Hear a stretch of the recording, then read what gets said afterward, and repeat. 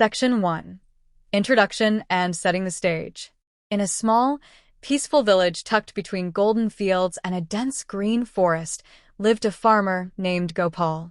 His life was simple, tending his crops by day and sharing quiet evenings with his animals. Among them was his pride and joy, a mighty black buffalo named Balu. Balu was not an ordinary buffalo. His coat shone like polished ebony, his curved horns were strong as steel, and his deep brown eyes seemed to hold thoughts far beyond the reach of most animals. The villagers often joked that Balu could understand human words, and Gopal secretly believed it was true. Every morning, Balu would walk himself to the grazing field without a rope, stopping exactly at the boundary and never crossing it. If Gopal dropped his farming tools, Balu would nudge them back with his horns. When the younger calves got stuck in the muddy edges of the pond, Balu would pull them out, steady and patient. But in recent weeks, a strange unease had settled over the village. In the evenings, as the sun dipped behind the forest, whispers began to circle. Goats had gone missing from their sheds. Paw prints, large and clawed, appeared near the riverbank. Some said they had heard a low, menacing growl at night. The elders murmured only one word, tiger. One evening, Gopal stood by the cowshed, brushing Balu's coat. "Something's not right, old friend," he said softly. Balu's ears flicked, as though listening. His gaze turned toward the forest, unblinking. The farmer followed his line of sight, but all he saw were shadows. The village elders called a meeting under the great banyan tree. They warned everyone to keep their animals tied and close after dark. "The tiger is clever," one man said. "It avoids our traps. We must stay alert." The villagers nodded, but fear lingered in their eyes. That night, the moon hung low and full. The air was still, too still. Gopal, unable to sleep, stepped outside. He saw Balu standing in the moonlight, not resting in his usual place. The buffalo's muscles were tense, his tail swished slowly from side to side, and his eyes remained fixed on the dark tree line. A faint sound carried through the night, a rustle, followed by a low growl. Gopal's skin prickled. He moved closer to Balu, but the buffalo didn't flinch. Instead, he let out a deep, rumbling snort, as if sending a warning to whatever lurked beyond the forest's edge. For a moment, the growl stopped. Then silence. Only the wind moved the leaves. Gopal led Balu back to the shed, but long after he closed the door, the buffalo remained standing, ears twitching, watching the forest through the narrow gap. Something was coming, and Balu seemed to know it before anyone else. Section 2. The Rising Conflict. The next morning, the village awoke to grim news. A neighbor's cow had been killed during the night, dragged halfway toward the forest before the villagers chased the predator away. The tracks in the soil were deep and wide, a tiger's for certain. Panic rippled through the community. Women hurried their children indoors. Men discussed building stronger fences. Some even suggested moving the herds farther from the forest, but that would mean a long, exhausting walk every day. "The tiger is clever," muttered an old shepherd. "It knows our patterns. It waits for the perfect moment." Gopal listened quietly, his hand resting on Balu's neck. The buffalo stood calm, chewing on fresh fodder, but his eyes were fixed toward the riverside of the forest. He seemed aware.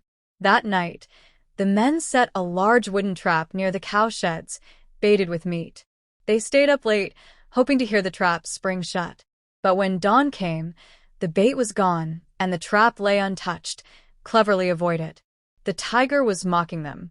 Gopal began to notice something unusual.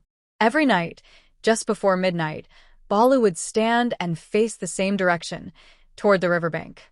His nostrils flared, his ears twitched.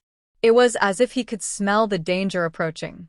One evening, as the villagers argued about how to guard the animals, Balu stood perfectly still, watching the tree line. Gopal followed his gaze and caught the faintest flash of movement in the shadows. It was gone in a heartbeat, but Gopal knew it was no ordinary shadow. The fear grew stronger. One man's goats were taken, then another's calf. The villagers' patience was wearing thin. Some suggested selling their prized animals before they, too, became prey. One afternoon, Gopal overheard a heated conversation. "You should sell Balu before it's too late," warned a neighbor. "Sell him." Gopal frowned. "He's not just a buffalo. He's my family." "Family won't stop a tiger's claws," the man replied, shaking his head. That night, Gopal tied Balu securely in the shed, checking the knots twice. But when the moon was high, Balu's sharp ears caught the soft crunch of paws on dry leaves. His muscles tensed. The faint scent of the tiger drifted in on the cool breeze. In a silent, deliberate move, Balu pulled against his rope. The post creaked. He pulled again, harder, until the wood gave way. Without a sound, he slipped into the night, hooves muffled against the dirt. He followed the scent through the fields and into the dark forest. The deeper he went, the more he kept to the shadows, his large frame blending with the trees. Ahead, the tiger moved with fluid grace, completely unaware it was being followed. Balu didn't charge. Not yet. He was watching, studying. Section 3. The Clever Plan. Balu kept his distance, his large frame hidden behind the trees. The moonlight broke through the canopy in silver patches, glinting faintly on his dark coat. Ahead, the tiger moved with slow, practiced steps, its muscles rippling under its striped fur. Every so often, it paused to sniff the air, then continued toward the village's edge. Balu's sharp eyes followed every movement. He noticed something. The tiger was taking the same narrow path along the riverbank, weaving between thick bushes before emerging behind the animal sheds. This was its hunting route, a path worn smooth from repeated use. As Balu's hooves sank into the soft soil, he felt the ground tremble faintly. Just off the tiger's path, there was a large muddy pit left behind by the rains, deep, slippery, and surrounded by reeds. An idea began to form in Balu's mind. He circled away from the tiger, moving silently through the trees until he reached the pit. Using his powerful neck, he pushed fallen branches and thorny bushes to block any easy escape routes nearby.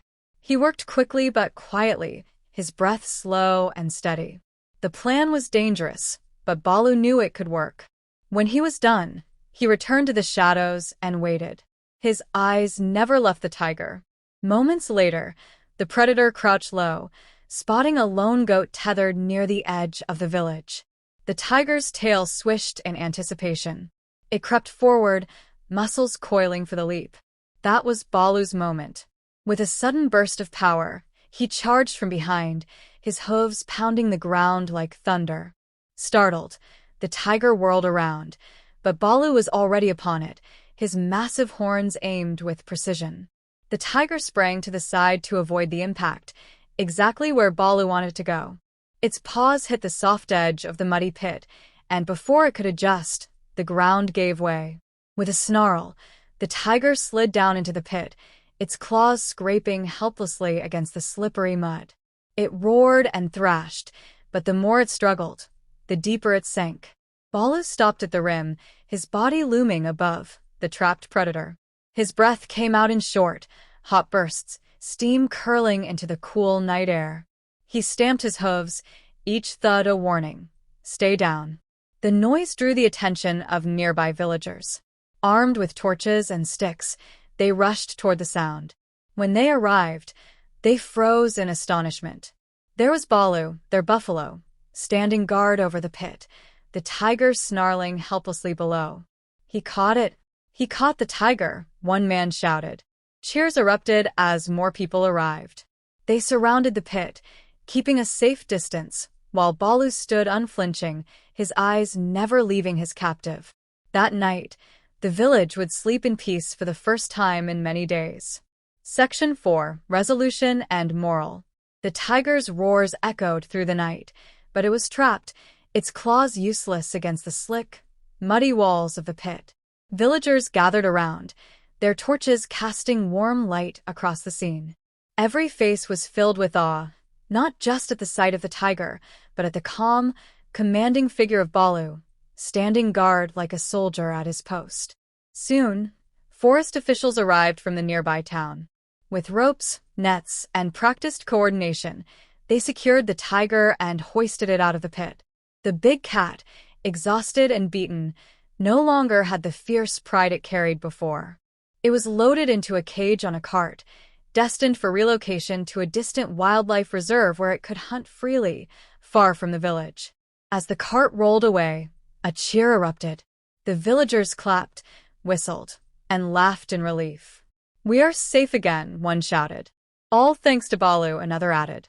Gopal, smiling from ear to ear, walked up to his buffalo and wrapped an arm around his strong neck. "You're not just strong, old friend," he whispered. "You're wise." The next morning, the village decided to celebrate. The children gathered flowers and wove them into garlands, which they draped around Balu's horns. Someone painted bright patterns on his forehead, while others brought the sweetest fodder as a treat. Drums and flutes played cheerful tunes as people danced around the village square, retelling the story again and again. One old woman shook her head in wonder. "A tiger could not outwit him," she said. "This buffalo thinks like a man, maybe better." In the days that followed, peace returned to the village. Animals grazed without fear. The air once again carried the gentle hum of rural life, the splash of buckets at the well, the laughter of children, the rustle of wind through the crops. But one thing had changed: the way the villagers looked at Balu. He was no longer just Gopal's buffalo. He was the protector of the village. Sometimes, at night, Balu would still wander to the edge of the field, standing silently and looking toward the forest. His eyes were calm but alert. Gopal would watch him and smile. "Keeping watch, are you?" he would say. Balu would flick his tail, almost like a nod. And so, the tale of the intelligent buffalo became a part of the village's history. Parents told it to their children, not just as an exciting adventure, but as a lesson that strength alone is not enough to face danger. It is the mind, working with courage, that can overcome even the fiercest threat. Moral: bravery can win battles, but wisdom wins them without loss. Use your mind as much as your strength, and you can turn even the greatest danger into victory.